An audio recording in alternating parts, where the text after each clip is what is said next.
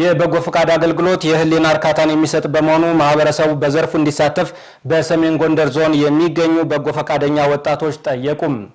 በሰሜን ጎንደር ዞን ዳባት ወረዳ በጎነት ለኢትዮጵያ ከፍታ በሚል መሪ መልእክት ከ600 ሺህ በላይ ዜጎችን ተጠቃሚ የሚያደርግ ዞን አቀፍ የክረምት በጎ ፈቃድ አገልግሎት የማስጀመሪያ መርሃ ግብር ተካሂዷል።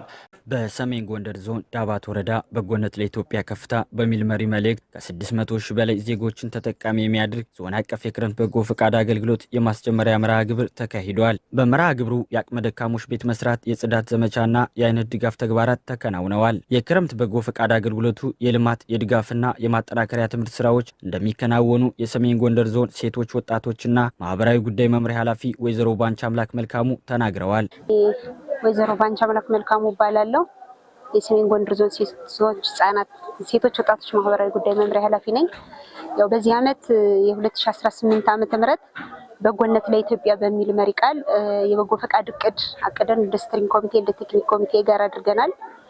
በዚህ አመት አጠቃላይ በበጎ ፈቃድ ተግባር ይሳተፋሉ ብለን ያሰብናቸው 500 ሺህ በላይ በጎ ፈቃደኞች ይሳተፋሉ ብለን አስበናል። በአንጻሩ ደግሞ 600 ሺህ በላይ የሚሆኑ ዜጎች ተጠቃሚ ይሆናሉ ብለን አቅደናል። በዚህ እቅድ 17 የትኩረት መስኮች አሉን። 17 የትኩረት መስኮች ውስጥ ደግሞ ወደ 60 የሚሆኑ ዝርዝር ተግባራት አሉን። በተለይ ደግሞ የአቅመ ደካማና የአረጋውያን ቤት ጥገና፣ ማዕድ ማጋራት እንዲሁም ደግሞ ከፓርቲያችን ኢኒሼቲቮች ጋር በተያያዘ የምንሰራቸው የኮደርስ የፋይዳና ሌሎች ተግባራት ትኩረት ሰጠን የምንሰራው ስራ ነው የሚሆን። ከዛ ውጭ ደግሞ የአረንጓዴ አሻራ መርሃ ግብራችን ከወትሮ በተለየ መንገድ በንቅናቄ ሁሉም ማህበረሰብ በተሳተፈበት መንገድ ተግባራዊ ለማድረግ ቅድመ ዝግጅት ስራዎችን ጨርሰናል። የበጎ ፈቃድ ተግባር አጠቃላይ የማህበረሰባችን አቅም አቀናጅተን የምንተገብረው በተለይ ደግሞ ዜጎች ዕውቀታቸውን፣ ገንዘባቸውን፣ ጉልበታቸውን ለማህበረሰባቸውና ለአካባቢያቸው የሚያውሉበት ተግባር ስለሆነ ሁሉም ማህበረሰብ ወጣቶች፣ ሴቶች፣ አረጋውያን፣ ህፃናት እንዲሁም ሲቪክ ማህበራት፣ ኤንጂኦስ እና ሌሎች የሚመለከታቸው ባለድርሻ አካላት በጋራ በመረባረብ በተለይ ደግሞ ለችግር ተጋላጭ የሆኑ የማህበረሰብ ክፍሎችን በመደገፍ በማገዝ ተግባሩን እንዲያከናውኑ በማለት ጨርሳለሁ። የሰሜን ጎንደር ዞን ብልጽግና ፓርቲ ቅርንጫፍ ጽህፈት ቤት ኃላፊ አደራጀው ባዘዘው በበጎ ፈቃድ አገልግሎት የመረዳዳትና የመተሳሰብ ባህልን ማጠናከር ይገባል ብለዋል። በመደበኛ የመንግስት ስራዎች ተደራሽ ያልሆኑ ተግባራትን በክረምት በጎ ፈቃድ አገልግሎት ለማከናወን በንቃት መሳተፍ እንደሚገባም አስገንዝበዋል። ያው ዛሬ በጎነት ለኢትዮጵያ ከፍታ በሚል ዓላማ በዳባት ወረዳ በወቅን ቀበሌ የክረምት በጎ ፈቃድ ማስጀመሪያ ፕሮግራም እንደ ሰሜን ጎንደር ዞን እየተካሄደ ነው ያለው። እንግዲህ በጎ ፈቃድ አገልግሎት ያው እንደ ዞናችን ባህል ሆኖ በሁሉም ማህበረሰብ በኩል እየተፈጸመ ያለና በተለይ አረጋውያን፣ ወጣቶች፣ ምሁራን እንዲሁም አርሶ አደሮች በስፋት ሃይማኖት፣ ዘር እንዲሁም ፖለቲካ ልዩነት ሳይበግራቸው ክረምትን ጠብቀው ሁሉም በፈቃደኝነት ያለምንም ክፍያ በተለያዩ የበጎ አድራጎት ስራዎች እየተሳተፉ የሚገኙበት ተግባር ነው። በዚህ ተግባር ላይ በርካታ የዞናችን ነዋሪዎች በተለይ አቅመ ደካሞችን ከምግብ ድጋፍ ጀምሮ ቤት ግንባታና እንዲሁም ቤት ለፈረሰባቸው ደግሞ የቤት ጥገና የምናደርግበት ከዚህም ባሻገር በተለይ በመደበኛ የመንግስት ስራዎች ተደራሽ ያላደረግናቸው ተግባራትን በክረምት በጎ ፈቃድ አገልግሎት ተደራሽ እንዲሆኑ ከማድረግ አኳያ በጣም ብዙ ስራዎች እየሰራን ያለንበት ሁኔታ ነው ያለው።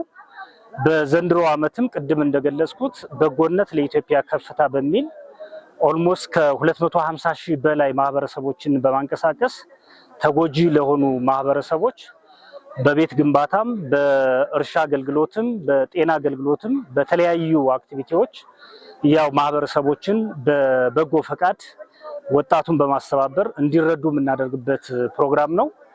ይሄ ፕሮግራም እንግዲህ ሁሉንም ማህበረሰብ ቅድም እንደገለጽኩት ዘርን፣ ሃይማኖትን፣ የፖለቲካ ልዩነትን ሳይገድብ ሰው በመሆን ብቻ ለሰው በጎ ማድረግን የሚጠይቅ ፕሮግራም ወይንም ዓላማ ከመሆኑ ጋር ተያይዞ እንደ ዞናችን ሁሉም ማህበረሰብ ክፍሎች ይሳተፋሉ ብለን እናስባለን። እየተሳተፉም የቆዩበት ሁኔታ ነው ያለው። የዘንድሮው የበጎ ፈቃድ አገልግሎት ትንሽ ለየት የሚያደርገው በተለይ 7ኛ ሀገራዊ ምርጫን ባስኬድንበት ማግስት የሚካሄድ ከመሆኑ ጋር ተያይዞ በተለይ እንደ ፓርቲ በዚህ በክረምት በጎ ፈቃድ አገልግሎት እንሰራለን ብለን ያቀርናቸው በጣም በርካታ ስራዎች አሉ። እነዚህን እቅዶች ወይንም ለማህበረሰቡ ቃል የገባናቸውን በውል ምን ተገብርበት ከመሆኑ ጋር ተያይዞ ብዙ ስራዎች እንፈጽማለን፣ ብዙ ስራዎችን ተገብራለን። ለማህበረሰቡ ቃል የገባነውና በተለይ ማህበረሰቡን ፓርቲያችን አምኖ ያሉ የመልካም አስተዳደር ችግሮችን ያሉ የልማት ችግሮችን ይፈታልላል ብሎ ፓርቲያችን እንደመረጠው ሁሉ እኛም እንደ ፓርቲ ከወዲሁ ራሳችንን አዘጋጅተን ስራዎችን ለመስራት የመልካም አስተዳደር ችግሮችን ለመፍታትና አንዳንድ የልማት ተግባራትንም ከወዲሁ አቅደን በመንቀሳቀስ ለመፍታት ጥረት እያደረግን ያለንበት ሁኔታ እንዳለ ማየት ይኖርብናል። ዋናው ዓላማ ይሄ ነው። ይሄ እንግዲህ በዞን ደረጃ ማስጀመሪያ ነው።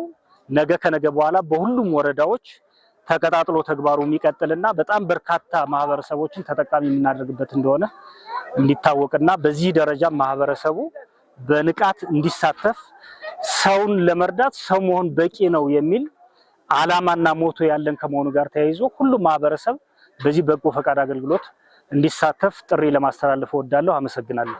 በበጎ ፈቃደኝነት የተሰማሩ ወጣቶች ባለፉት ጊዜያት የአቅመ ደካሞችን ቤት በመጠገንና ከማህበረሰቡ አልባሳትን በማሰባሰብ ለተቸገሩ የማህበረሰብ ክፍሎች ድጋፍ ማድረጋቸውን አንስተዋል። የአካባቢው በጎ ፈቃደኞችም የበጎ ፈቃድ ስራ የህሊና እርካታን የሚሰጥ በመሆኑ ሌሎች ወጣቶች ተሳታፊ በመሆን ተግባሩን በውጤታማነት እንዲያስቀጥሉም ጠይቀዋል።